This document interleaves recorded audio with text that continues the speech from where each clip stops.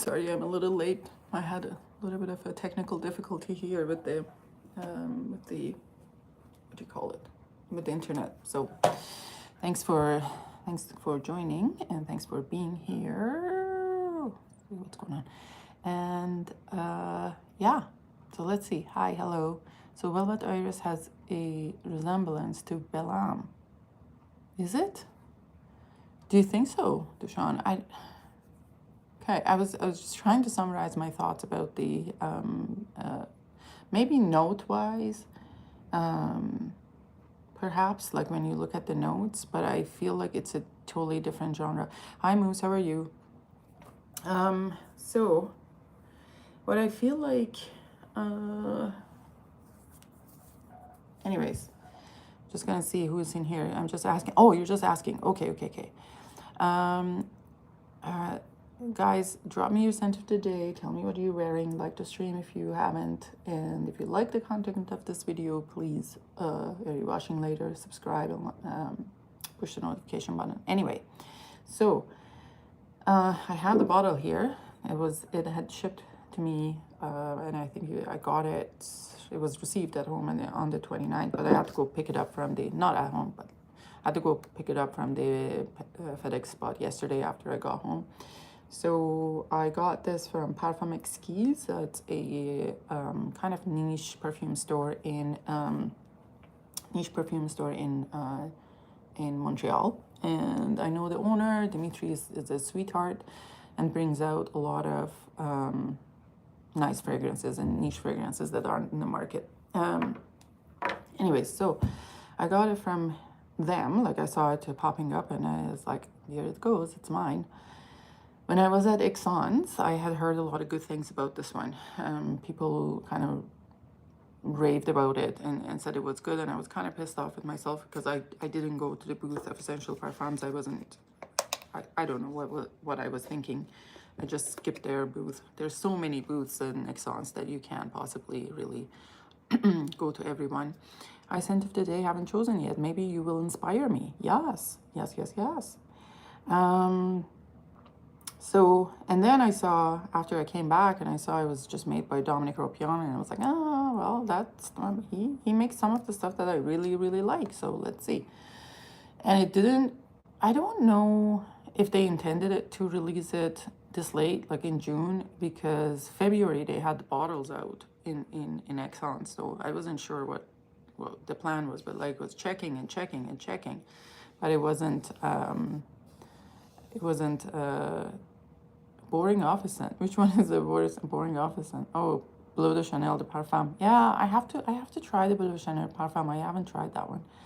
Paroli told me if I like the Chanel Allure Homme Super Allegre or Super Leggera or whatever you say it, I probably would like the Bleu de Chanel Parfum.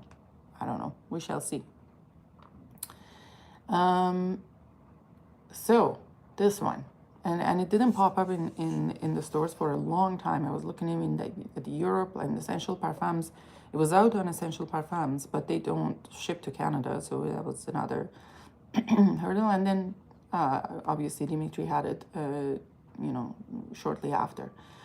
So I sprayed it this morning, and I kind of feel like there has been a little bit of a trend in doing aromatic iris.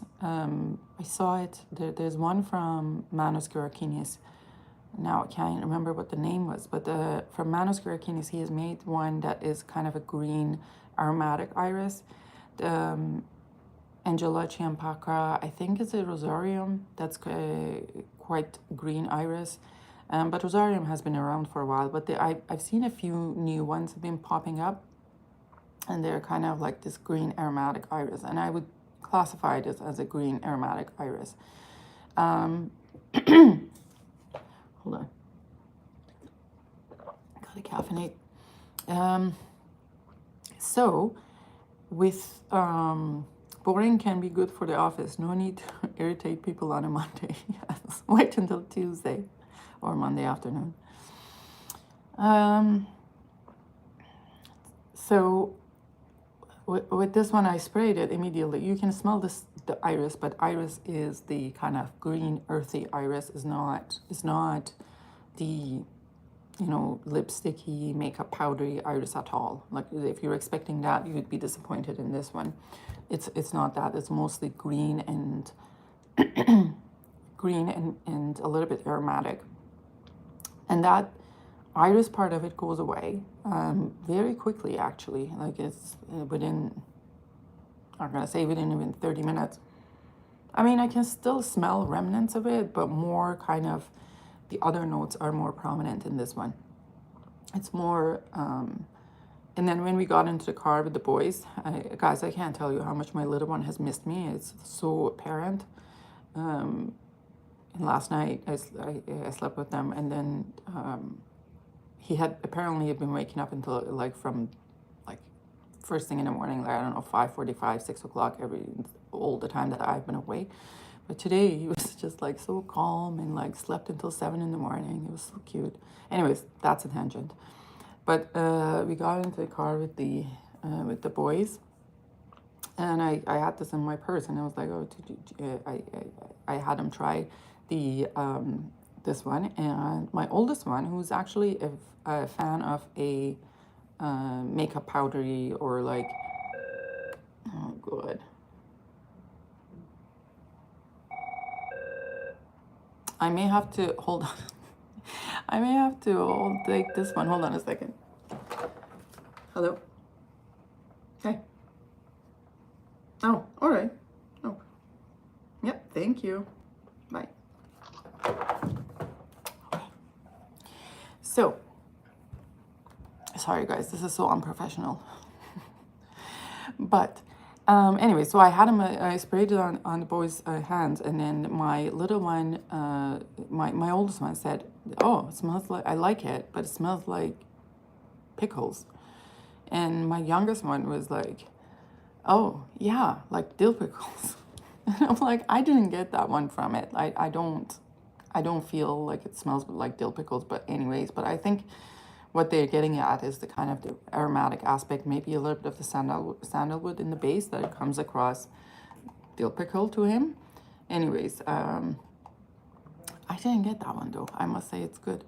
I do smell oud wood at work sometimes. Oud wood is good. Oud wood is great. So looking at the notes, there is buchu or agathosma. I looked at this one. I'll talk about it a little bit. Pink pepper, and it says tamarind in the top notes, but someone in the comments, and I couldn't find it in it. I don't want to smell tamarind. Number one, tamarind is one of my favorite snacks, actually. And there's that drink from Hariko. It's called it's a tamarind drink, and it's absolutely beautiful. But I don't smell tamarind. Somebody said it wasn't tamarind. It was turmeric leaf or something like that. And I don't know if that was there.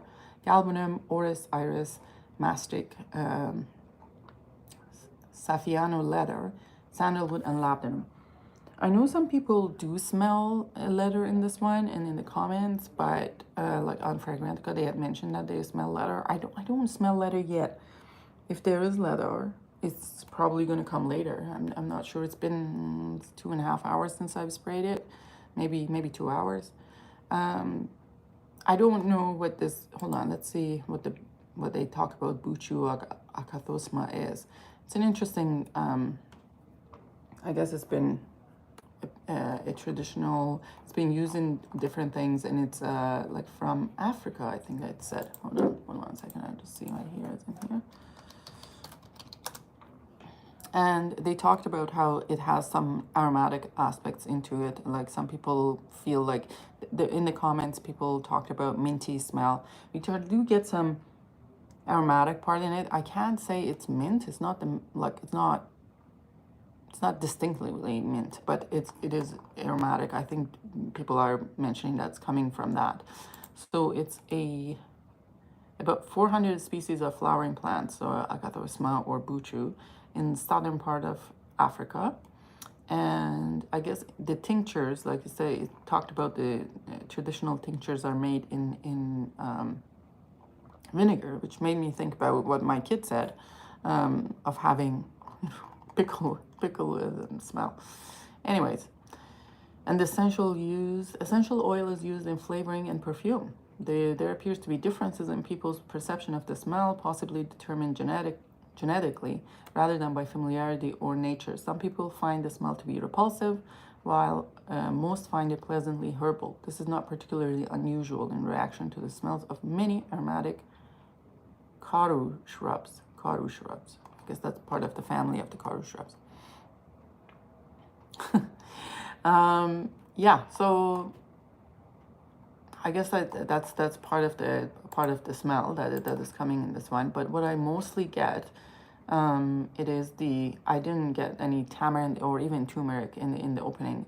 There's that galbanum, there's that herbal mintiness, and there is the iris, and sandalwood is there, but it doesn't come across. It doesn't come across like pickle juice to me. But I mean, my kids might have a different idea. Iris and orris, and to be honest, is this called an? Hold on, are they saying this in eau de parfum? Hold on. Yeah, they call it eau de parfum, but this is, and it's 81% alcohol. So I don't know why it said mot. You see on the bottle, I don't know if you can see it, but it says something mot, MODIV.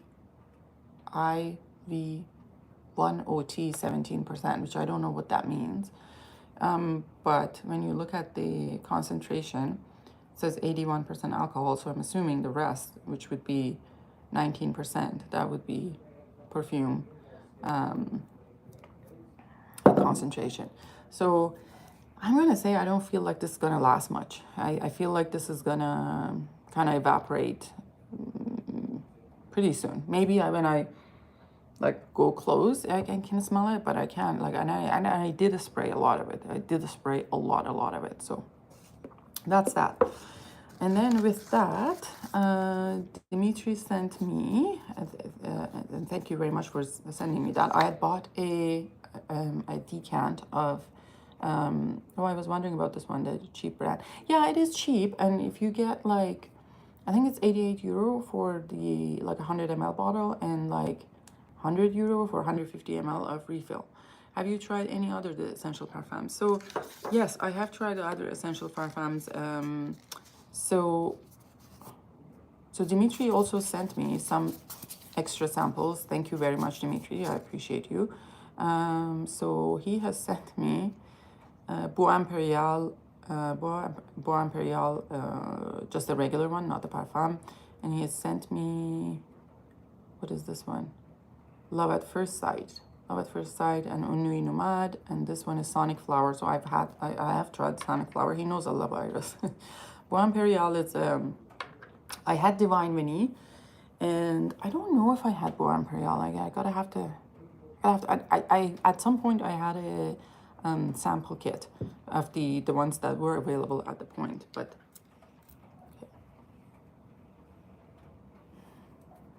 none of them really stood out to me.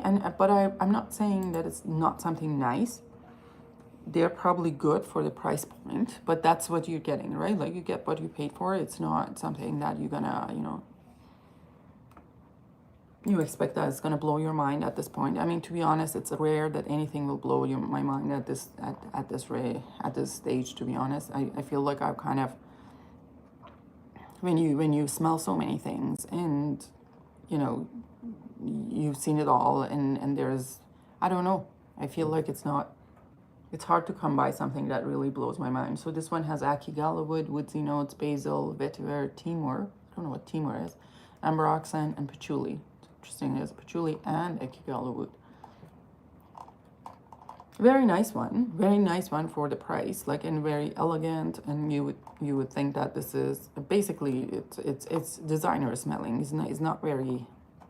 Is the Quantum Biche is a perfumer for the Bois Impérial, and I've seen there is the extrait. Now they're making the extraits of these.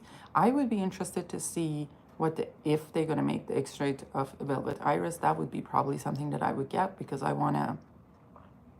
Yes, hi, yes. That's why I want to see what that would be smelling like. yeah, this is Essential Parfums, right? I just talked about it, Velvet Iris. So basically, short. Now I see people are coming in right now. Short and sweet. It is aromatic iris. There's a discord between the name of being velvet iris and what the fragrance is. To be honest, I don't think that the name represents. When I hear something velvet, I feel something that should be soft and cozy. You know what I mean? But this is more green aromatic iris, and iris goes away pretty quickly, so I feel like there's a disconnect between the name and what the fragrance is. If they had called it, I don't know, something like, I don't know, revitalizing iris, something like vigorous iris. Nah, not even vigorous, but something that was like kind of gave the idea of something that invigorating, or maybe invigorating would be nice. That would be something nice, but not velvet iris. Like if I think of it, it doesn't really. This is Bois Impérial, but it doesn't really talk about it. Essential Parfum is made for new people who want niche. And you know what? It's made for, there's a place for these fragrances, right? Like, so I think if you're, this is a nice office scent. Like, I think there's no problems wearing this in places. I don't find it offensive at all. It smells pretty nice. And there would be, I wouldn't say like this is bad by any means. It's nice, but it's not. Like if you have tried thousands and thousands of perfumes, it's not gonna blow your mind. It's one of those that nice, I will have it. I'd be okay if somebody gifted to me, but I wouldn't go out of my way and buy it. Sorry. Iris is expensive though. They wanted to stay in budget, probably, right? Essential Parfum used to price around $70 for 100 ml. Oh, yeah. I think it's that in the gray market, you mean, right? Because in their regular price isn't that, I think. I don't know, man. Like I was looking at the euro, and I was looking at all the other parts about it, so I don't know. So Bois Impérial, also the same kind of, like I do smell the vetiver. There's the kind of Aquial with slightly, not too much, and Ambrox, and I smell there's some aromaticness that's coming from basil, so that would be the oh really, on the website and the Lucky Scent. What was that 88 euro that I saw? Is that, oh god, hold on. Essential Parfums. Velvet Iris. I thought it was 88 euro. Maybe that's the 150 ml then. Hold on.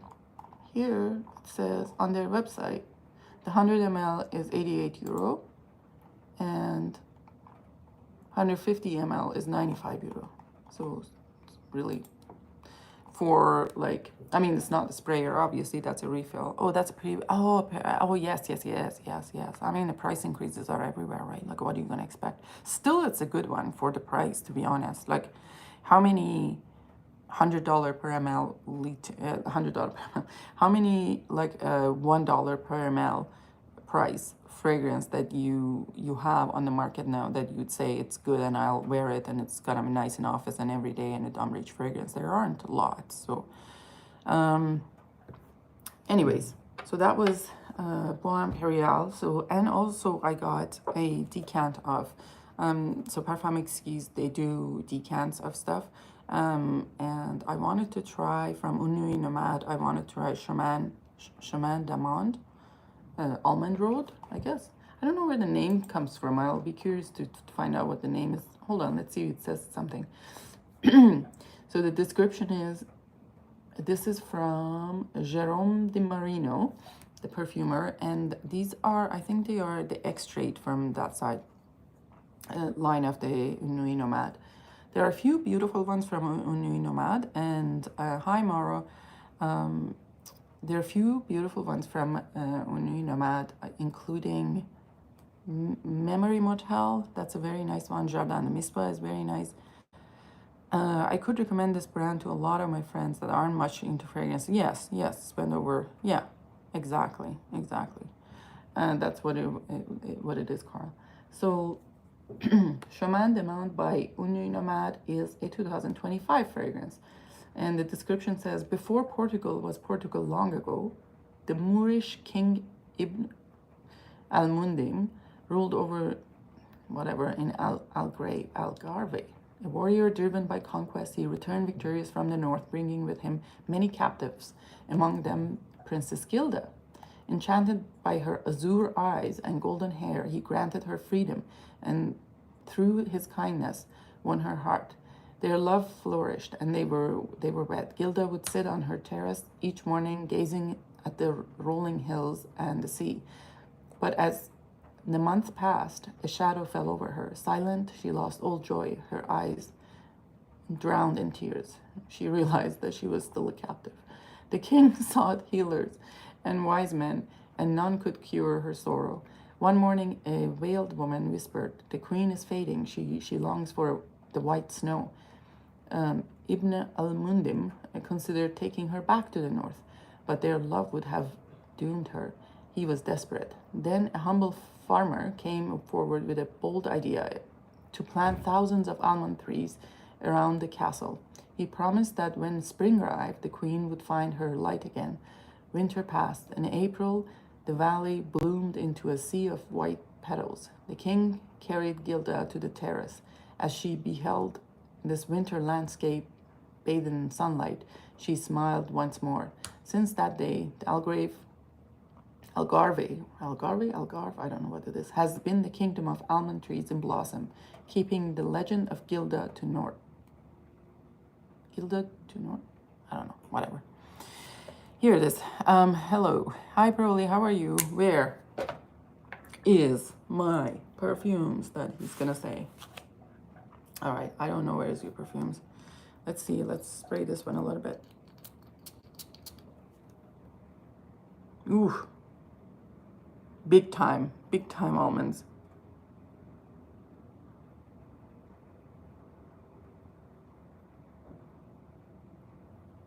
It's a little bit of a bitter almond. Is not,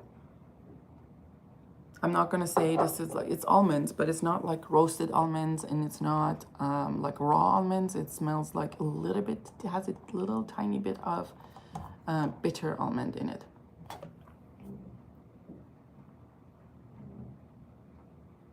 Yeah, there's kind of that marzipan smell in it, but it's not as sweet at all. Like there's no sweetness in it, but there's that kind of marzipan almond in it. It talks about almond blossom. I don't smell it much. It's just like really overpowered by this kind of marzipan smell, but not and there's some vanilla, but I don't smell the almond blossom yet. I don't know. I love the smell of almond blossoms. I think that's probably an accord. I don't think almond blossoms you can really extract. I got the Une Nuit Nomade that Demi hyped. Is that hi Floral? Is that the Jardin de Mispa? That's very nice. That's very nice actually.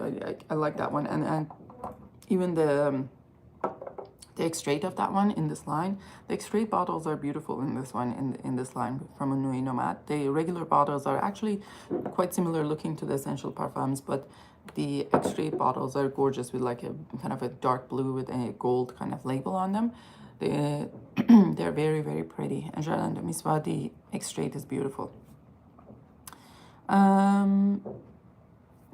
Yeah. And okay, let's try another one. This is called Love at First Sight in Une Nuit Nomade. Let me just open it up here and see what is this. Love at First Sight. So this is from the regular line. I don't know what happened to my voice. I think it's too much shisha and not enough hydration. Guys, it's been like so hot in here in Manitoba. We've had a lot of wildfires. And today, it's like it's raining, but it smells like so much of smoke outside. Yesterday I came, it was like about 34 degrees here, Celsius. And today is about 20, it's gonna get up to 21 degrees, but it smells so much like smoke. It's kind of sad. No, it's not that one. It's one of the extraits. Oh, the one with the saffron one, I think. Okay. Oh, look at this one. This one, Love at First Sight. Curious to see what it smells like. This one, the perfumer for this one is Elia Sheik. I don't know how you say that. Never heard of her. And the notes are lilac, passion fruit, acacia, and ambroxan. Lilacs are one of my favorite favorite flowers. And did you know there are more than 1,000 species of lilacs in different colors, in white, purple, and pink? No, I'm not Indian. And what I noticed in Toronto, the Toronto lilacs are very different than Winnipeg lilacs. Toronto lilacs, I saw some white ones.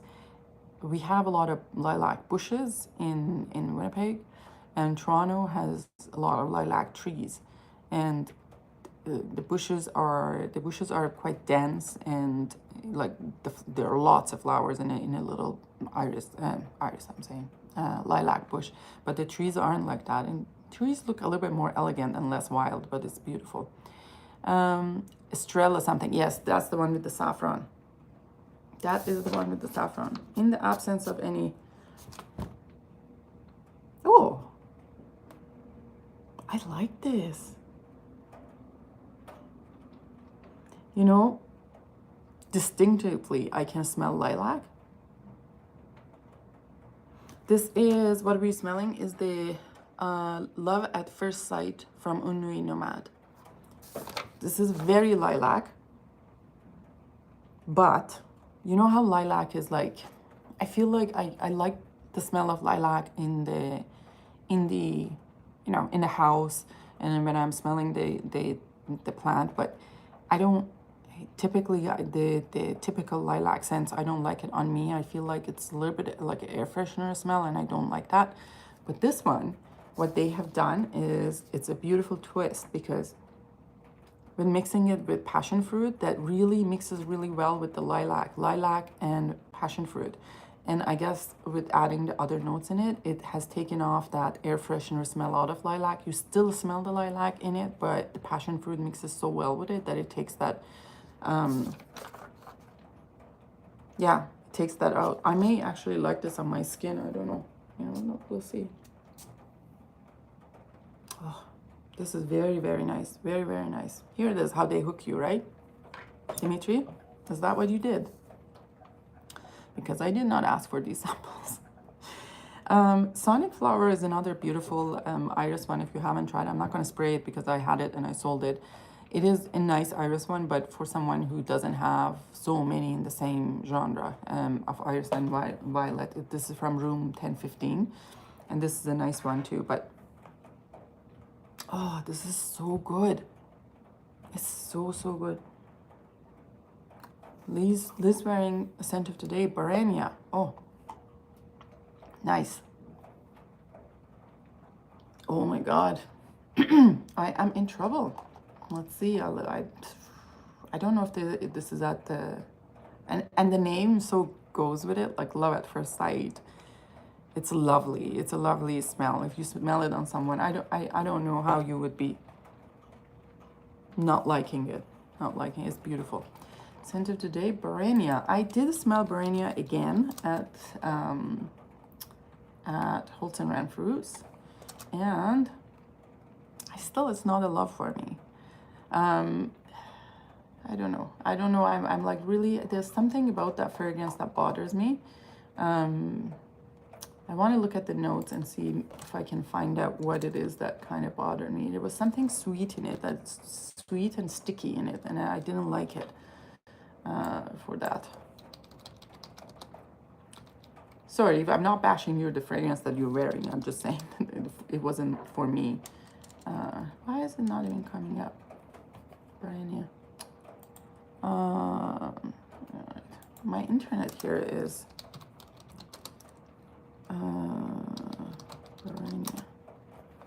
it's a little okay.